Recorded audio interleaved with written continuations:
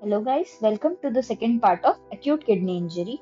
इस पार्ट में हम देखेंगे investigations, complications and management of acute kidney injury.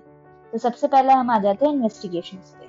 तो सबसे पहला इन्वेस्टिगेशन हम करवाएंगे वो है पेशेंट का सीरम क्रिएटिनिन और यूरिया लेवल। ये जो है वो रेज रहेगा। ये मोस्ट कंसिस्टेंट फाइंडिंग है, मतलब हर AKI के केस में हमें ये रेज मिलेगी। लेकिन अर्ली रीनल इंजरी में ये एक अनरिलायबल सोर्स है, क्योंकि क्रिएटिनिन और बहुत सारे फैक्टर से इन्फ्लुएंस होता है, जैसे कि हो गया एज, पेशेंट का जेंडर, मसल मास, या कोई मेडिकेशंस पे है, कितना हाइड्रेटेड है, इन सब से। और एक्यूट किडनी इंजरी के अलावा और भी कई सारे कॉजेस है जिसमें क्रिएटिनिन बढ़ता है, जैसे कि large amount of meat consumption अगर किया हो, हाइपोथायरॉयडिज्म है पेशेंट को, एक्रोमेगाली है, रैप्डोमायोलाइसिस है, या कोई ड्रग्स ले रहा है जैसे स्टैटिन्स जो होता है लिपिड लोअरिंग एजेंट्स। ठीक है। अब सेकंड हम देखेंगे बायोकेमिकल उसका फाइंडिंग्स क्या क्या है। 3 हाइपर फाइंडिंग्स मिलेंगे हमें, हाइपरकैलेमिया, हाइपरफॉस्फेटेमिया और हाइपरयूरिसीमिया। अब और हाइपो जो फाइंडिंग मिलेगा वो सिर्फ है हाइपोकैल्सीमिया। अब हम पेशेंट का ECG करवाएंगे और उसमें ECG में फाइंडिंग्स आएगा हमारा टॉल टेंटेड T वेव्स। तो हम ये किस में फाइंडिंग्स मिलेगा हमें? हाइपरकैलेमिया में। थर्ड हम करवाएंगे पेशेंट का यूरिन एनालिसिस, जिसमें हमें मिलेगा प्रोटीनूरिया। अब ये प्रोटीनूरिया माइल्ड हो सकता है, मॉडरेट हो सकता है या सीवियर हो सकता है। माइल्ड प्रोटीनूरिया हम कब बोलेंगे? जब लेस देन 1 ग्राम पर डे एक्सक्रीशन हो रहा है। मॉडरेट कम बोलेंगे हम? जब वो ग्रेटर देन 1 ग्राम हो और लेस देन 3.5 ग्राम। और सीवियर कब बोलेंगे हम? जब वो ग्रेटर देन 3.5 ग्राम पर डे हो। अब माइल्ड किस कंडीशंस में दिख सकता है? इश्यूमिया में दिख सकता है, या कोई नेफ्रोटॉक्सिन की वजह से हो रहा होगा तो दिख सकता है। मॉडरेट जो है वो मल्टीपल मायलोमा या एथेरोएम्बोलाई की वजह से दिख सकता है। और सीवियर जो है वो glomerular nephritis, vasculitis, minimal change disease और टॉक्सिन्स जैसे कि non steroidal anti inflammatory drugs के वजह से भी हो सकता है। अब पेशेंट को हम कराएंगे चेस्ट एक्सरे। इसमें हमें दिख सकता है पल्मोनरी एम्बोलिज्म या फिर प्लूरल इफ्यूजन। ठीक है। अब अगर पोस्ट रीनल कॉज हमें लग रहा है तो हम पेशेंट का USG एब्डोपेल्विस कराएंगे या फिर प्लेन एब्डो एक्सरे करवाएंगे। सिक्स्थ इन्वेस्टिगेशन हम करवाएंगे बायोमार्कर्स का। इसमें बायोमार्कर्स में आता है KIM-1 और NGAL, KIM-1 और NGAL। KIM-1 होता है किडनी इंजरी मॉलिक्यूल 1। ये इश्यमिया या नेफ्रोटॉक्सिन की वजह से AKI हो रहा है, उसमें हमें मिलेगा।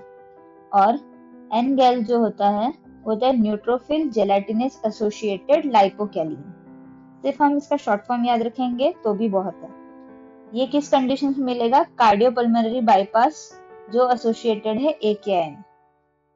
तीसरा है insulin like growth factor binding protein 7। ये है मार्कर है किसका? सीवियर AKI का। और TIM2, ठीक है, TIM2 होता है टिश्यू इनिबिटर ऑफ मेटालोप्रोटीनेस 2। हम इसका शॉर्ट फॉर्म याद रखेंगे KIM-1, NGAL, IGF, BP7 और TIM2। नेक्स्ट है सेवेंथ हम कराएंगे फ्रैक्शनल एक्सक्रीशन ऑफ सोडियम। ये क्या होता है? ये इंक्रीज होगा। अब ये होता क्या है? ये होता है, हम कैलकुलेट करेंगे sodium clearance by creatinine clearance. अब ये इसमें हम क्या देखेंगे कि सोडियम की फ्रैक्शन ऑफ सोडियम कितना फिल्टर हो रहा है, वो कितना रीअब्सॉर्ब ट्यूब्यूल्स कर पा रहे हैं। लेकिन अभी AKI है तो किडनी की एबिलिटी कम हो जाएगी उसको रीअब्सॉर्ब करने की सोडियम को, इसीलिए उसका सोडियम क्लियरेंस जो है वो इंक्रीज हो जाएगा। तो as a result fractional excretion of sodium भी इंक्रीज हो जाएगा। 8th है यूरिन एनालिसिस, जिसमें हमने प्रोटीनूरिया भी किया था। इस यूरिन एनालिसिस में हमें बहुत सारे कास्ट दिखते हैं अलग अलग टाइप के। ठीक है।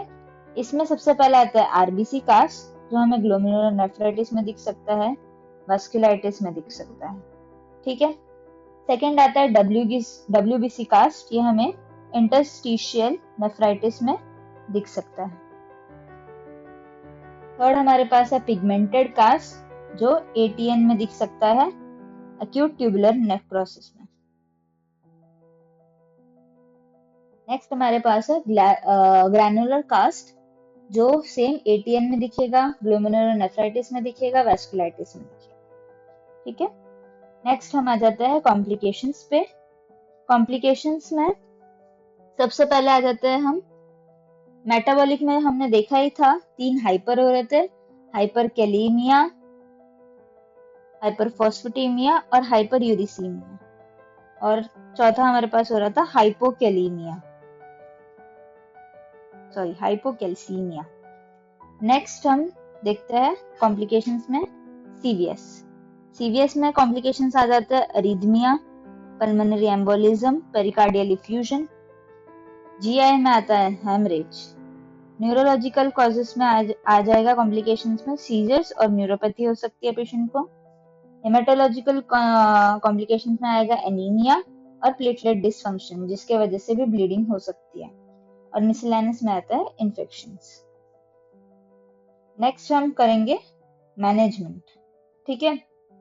सबसे पहले हम देखेंगे जनरल मेजर्स क्या करना है, और जो हमारे कॉम्प्लिकेशंस हो रहे थे उसको कैसे मैनेज करना है। तो जनरल मेजर्स में हम सबसे पहले करेंगे फ्लूइड रेस्ट्रिक्शन। फ्लूइड रेस्ट्रिक्शन क्यों करना है? क्योंकि इडीमा हो रहा था, पेशेंट को फ्लूइड लॉस हो रहा था, तो फ्लूइड रेस्ट्रिक्शन कितना करना है? 400 ml पर डे ही उसको देना है। सेकेंड है एसिड बेस बैलेंस। ठीक है। इसमें एसिडोसिस हो सकता है। ठीक है। तो ट्रीटमेंट की इसमें जरूरत नहीं होती है, लेकिन अगर एडवांस केसेस हो गए जिसमें बहुत ज्यादा एसिडोसिस हो रहा है, उसमें हम देंगे आईवी सोडियम बाइकार्बोनेट। नेक्स्ट हमारे पास है पोटेशियम बैलेंस। अब पोटेशियम बैलेंस में हमारे पास हो क्या रहा था? हाइपरकैलीमिया हो रहा था। हाइपरकैलीमिया के ट्रीटमेंट में क्या आता है? IV calcium gluconate. ये याद कर लीजिए, ये बहुत इंपॉर्टेंट है। आईवी कैल्शियम ग्लूकोनेट कितना देना है? 10 ml ऑफ 10%।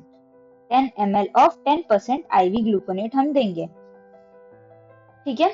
दूसरा है हम देंगे डेक्स्ट्रोस या इंसुलिन देंगे, या फिर बीटा अगोनिस्ट देंगे। ठीक है। ये क्या करवाता है? इंट्रासेल्यूलर शिफ्ट करवाता है पोटेशियम का। नेक्स्ट हम पोटेशियम रिमूवल के लिए क्या कर सकते हैं? हीमोडायलिसिस करा सकते हैं, जो कि एडवांस केसेस में हम करवाएंगे। नेक्स्ट हमारे पास आ जाता है सोडियम बैलेंस।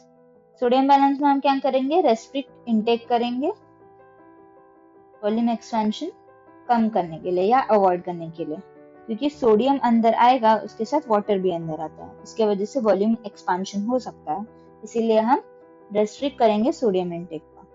नेक्स्ट हमारे पास आ जाता है कैल्शियम फास्फोरस बैलेंस। ठीक है। अब हमने देखा था कि हाइपोकैल्सीमिया हो रहा था, लेकिन हाइपर भी किसी किसी कंडीशन में हो सकता है, लेकिन ये कोई सीरियस कॉम्प्लिकेशन नहीं है, तो इसको हम कुछ ट्रीटमेंट नहीं देंगे इसके लिए। दूसरा आता है हाइपरफॉस्फेटीमिया। हाइपरफॉस्फेटीमिया को ट्रीट करने के लिए हम देंगे एल्यूमिनियम हाइड्रोक्साइड। नेक्स्ट हम देखेंगे जनरल मेजर्स में आता है पेशेंट का डाइट। पेशेंट को प्रोटीन डाइट रेस्ट्रिक्ट करवाना है और सॉल्ट इनटेक रेस्ट्रिक्ट करवाना है, और इस विटामिन सप्लीमेंट्स हम दे सकते हैं पेशेंट को। अब सिस्टमिक कॉम्प्लिकेशंस में क्या क्या आ जाता है? या तो इन्फेक्शियस कॉम्प्लिकेशन हो सकता है, या तो उसको जीआई ब्लीड हो सकता है। इन्फेक्शियस कॉम्प्लिकेशन जो है वो 80% तक हो सकते हैं, उसमें हम देंगे एंटीबायोटिक्स। और सेकंड जो हमारा था जीआई ब्लीड, उसमें हम देंगे प्रोटॉन पंप इनहिबिटर्स या गैस्ट्रोप्रोटेक्टिव एजेंट्स, पहले से उसको प्रोफाइलैक्सिस देंगे, क्योंकि हमें पता है 40% केसेस में जीआई ब्लीड हो सकता है। नेक्स्ट हम आ जाते हैं अंडरलाइन कॉज को ट्रीट करने में।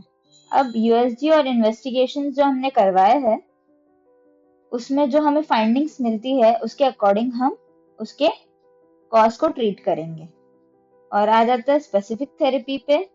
अगर पोस्ट रीनल कॉज है, पोस्ट रीनल कॉज में सारे ऑब्स्ट्रक्शन आ रहे थे, उसमें हमें क्या कराना है, उनको अर्जेंट रिलीफ ऑफ ऑब्स्ट्रक्शन करवाना है। अगर ड्रग इंड्यूस है तो ड्रग को तुरंत स्टॉप कर देना है और शॉर्ट कोर्स ऑफ स्टेरॉइड हम दे सकते हैं। अगर इंट्रिंसिक किडनी डिसीज है तो हम उसमें दे सकते हैं इम्यूनोसप्रेसिव ड्रग्स जैसे कि कॉर्टिकोस्टेरॉइड्स और साइक्लोफॉस्फेमाइड। ठीक है।